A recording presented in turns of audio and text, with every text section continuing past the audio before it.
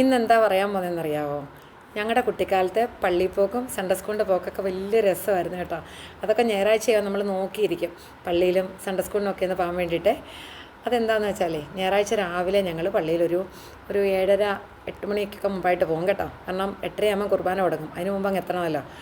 അത് കഴിഞ്ഞിട്ട് ഞങ്ങൾ വീട്ടിൽ വന്നിട്ട് ഞങ്ങൾക്ക് 2 മണിയാകുമ്പോൾ ഞങ്ങളുടെ സൺഡേ സ്കൂളിൻ്റെ ക്ലാസ് തുടങ്ങും കേട്ടോ. അന്നേരം ആണെങ്കിൽ അന്നേരം ആ ഒരു സമയത്ത് നമുക്ക് ശക്തിമാൻ്റെ സീരിയൽ തുടങ്ങിയായിരുന്നു കേട്ടോ. അപ്പോൾ അത് കാണണമല്ലോ. അപ്പോൾ അതെന്തായാലും ഞങ്ങൾ കണ്ടിട്ടേ പോകത്തുള്ളൂ. 12 മണിക്കായിരുന്നോ 12:30 ഞാൻ കറക്റ്റ് ഓർക്കുന്നില്ലേ. അപ്പോൾ ആ ശക്തിമാൻ്റെ സീരിയൽ കഴിഞ്ഞിട്ട് ഞങ്ങൾ സൺഡേ സ്കൂളിനൊക്കെ ചോറൊക്കെ കൊണ്ടിട്ട് പോകും കേട്ടോ. പോകുമ്പോൾ ഒരു പ്രത്യേകത എന്ന് വെച്ചാൽ, ഞങ്ങൾ പോകുമ്പോൾ എപ്പോഴും പിടിയേരി കൊണ്ടുപോകണം. എന്താ പിടിയേരി എന്നറിയാമോ നിങ്ങൾക്ക്? പിടിയേരി എന്ന് പറഞ്ഞാൽ നമ്മുടെ വീട്ടിൽ കഞ്ഞിയും ചോറൊക്കെ വെക്കുന്ന അരി ഒരു കുറച്ച്, അതിൻ്റെ ഒരു അംശം, ഒരു കയ്യോളം, ഒരു കൈ നിറച്ചൊന്നും വേണ്ട കേട്ടോ, കുറച്ച് മതി. ഒരളവ് പറയാനാണെങ്കിൽ ഒരു തീപ്പെട്ടിക്കകത്ത് അരി മതി. അപ്പോൾ അത് നമ്മളെന്നും എല്ലാ ഞായറാഴ്ചയും പള്ളിയിൽ കൊണ്ടുപോകണം. അതെന്തിനാണെന്നറിയാവോ?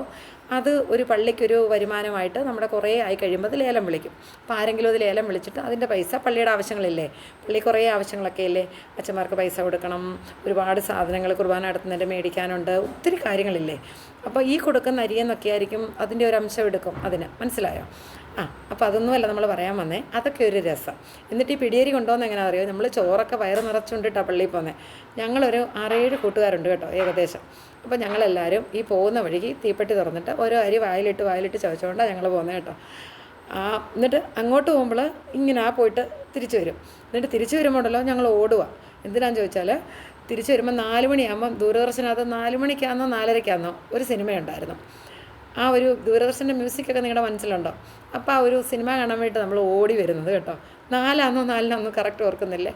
അത് കഴിഞ്ഞിട്ട് ഇങ്ങോട്ട് വരുമ്പോഴാണ് രസം. ഇങ്ങോട്ട് വരുമ്പം അവിടെ റോഡ്, ആ കണ്ടത്തിനകത്തൂടെയൊക്കെയാണ് ഞങ്ങൾ പോകുന്നത്, ഇങ്ങനെ സൺഡേ സ്കൂളിന് പോകുന്നത് പള്ളിയിൽ. ഞങ്ങൾക്ക് റോഡ് വഴിയും പോകാം, ഒരു കണ്ടം വഴിയും പോകാം കേട്ടോ.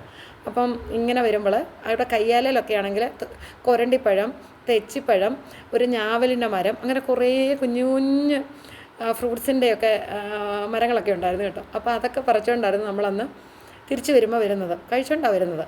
പിന്നെ ഒരു കൂട്ടുകാരി ഉണ്ടായിരുന്നു കേട്ടോ, അത് ഭയങ്കര രസമായിരുന്നു അവിടെ കാര്യം. അവളാണെങ്കിലുണ്ടല്ലോ, ഇങ്ങോട്ട് വരുന്ന സമയത്ത് ഈ കയ്യാലയിലൊക്കെ ആണെങ്കിലുണ്ടല്ലോ മഴത്തുള്ളി ഇങ്ങനെ കിടക്കും. മഴത്തുള്ളി ഇങ്ങനെ കിടക്കുമല്ലോ, നിങ്ങൾക്ക് ആ പോച്ച അറിയാം, ഒരു പോച്ചയിൽ ഇങ്ങനെ മഴത്തുള്ളി കിടക്കുന്ന ഒരു പോലത്തെ ഒരു സാധനമാണ്, ഒരു ചെടിപ്പോച്ചയത്. അപ്പോൾ അത് പറിച്ചിട്ട് അതിൻ്റെ ആ ഒരു മഴത്തുള്ളി അവിടെ കണ്ണയിലൊക്കെ ഇങ്ങനെ എഴുതുകയും പിന്നെ സിപ്പപ്പ് കുടിക്കുന്ന പോലെയൊക്കെ അത് കുടിക്കുകയൊക്കെ ചെയ്യുമായിരുന്നു കേട്ടോ. ഇപ്പോഴത്തെ കുഞ്ഞുങ്ങൾക്ക് നമുക്കിതുവെല്ലാം കൊടുക്കാൻ പറ്റുമോ? നിപ്പപ്പനി എന്തൊക്കെ നോക്കണം, ബാക്ടീരിയ ഇൻഫെക്ഷൻ, നിപ്പപ്പനി, അന്ന് ഇതൊന്നും ഇല്ലെന്നേ. എന്തൊക്കെ നമ്മളിങ്ങനെ കഴിച്ചാലോ ഒന്നും അസുഖങ്ങളൊന്നും അധികം ഇല്ലായിരുന്നു കേട്ടോ. നിങ്ങൾക്കൊക്കെ ഇങ്ങനെയുള്ള അനുഭവങ്ങളൊക്കെ ഉണ്ടോ? എന്തെങ്കിലുമൊക്കെ ഉണ്ടെങ്കിൽ കമൻറ്റൊക്കെ എഴുതണേ കേട്ടോ. അപ്പോൾ കാണാമേ.